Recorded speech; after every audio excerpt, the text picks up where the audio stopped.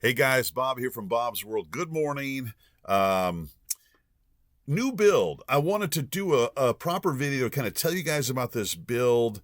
For those of you who like to experiment with different builds and have fun with that with Tinywhoops, I'm going to kind of go over that. You can see there's some stuff on the screen here. I'll talk about that here in a little bit. But just to give you a sense, guys, this new build here, which I call Mad Max, here's a 75 next to it. So it is basically the same size as a 75 without the prop guards. This frame, which is the Flywoo Firefly Nano Baby 1S 1.66 inch V2.0 frame kit, comes with prop guards you can put on there, but I don't want them on there. That's the whole idea behind this new build, is I wanted a Tinywhoop without prop guards. I wanted to see what it would fly like, but I'll get into the details here in a second. But first off, thanks for the subs and likes. Hope you guys are getting some out of the channel. Hope it's fun for you. It's mainly just for entertainment and kind of documenting the FPV journey.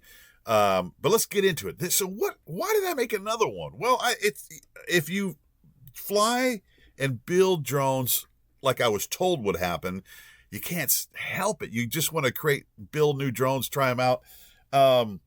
So, I've got Tinywhoops. Like, I got probably too many. Now, all of them don't work. That's the thing you find out if you fly these things, especially aggressively, is you start to break them and you start having a hodgepodge of parts all around. So I wanted to build this thing. And what is this? This is basically, you can see it on the screen, but basically, I wanted something without prop guards. I like the 75mm frame, that size. But this, again, is the Firefly Nano Baby 1S 2.0 frame. You get the frame kit. That's what I got. It's like $14, I think. And basically, you can attach some prop guards on there if you want. I didn't want to add that weight to it.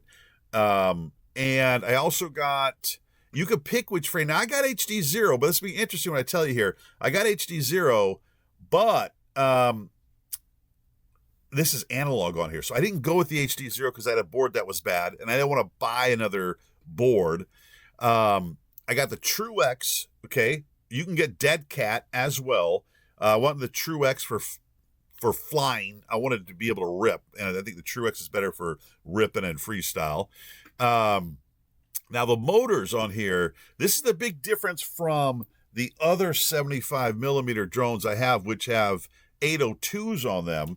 This little baby right here, Mad Max, it has these Flywoo Robo 1002 motors on there, and I got the 23,500 kV as far as the output of the motor. So I think that's the highest they go. So yeah, so bigger motors, more power.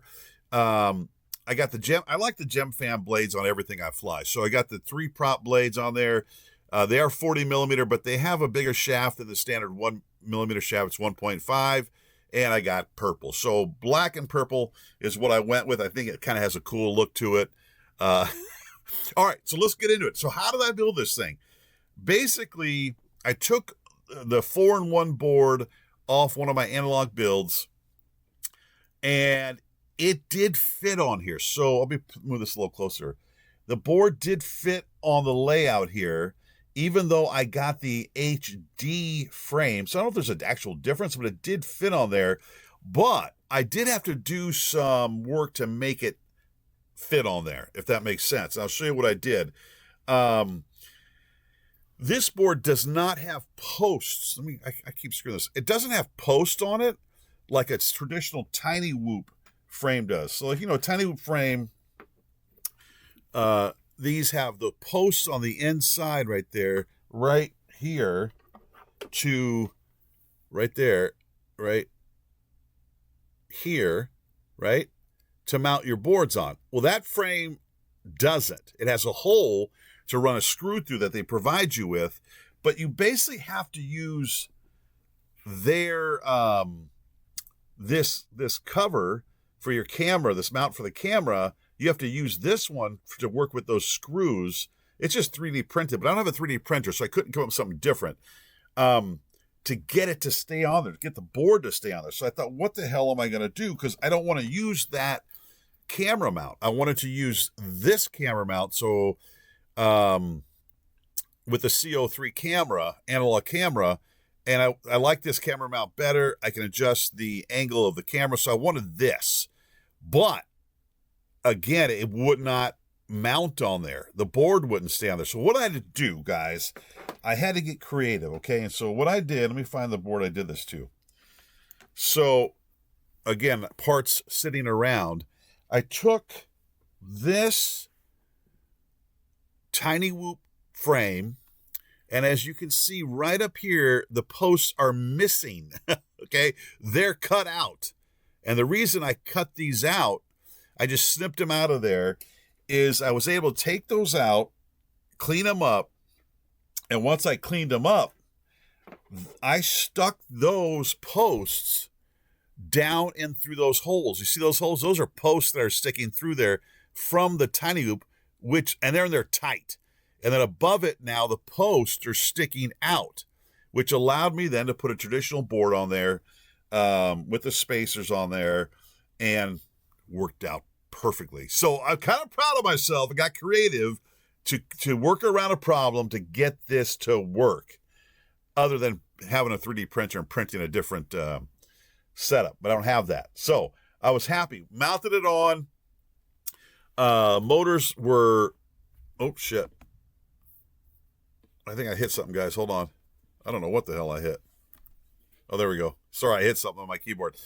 The motors were easy. They're pretty straightforward. I mean, just plop those babies right on, put them on. They do give you some nice little, let me get this, some nice little pieces of this like Velcro tape to put around your wires going to the board. Yeah.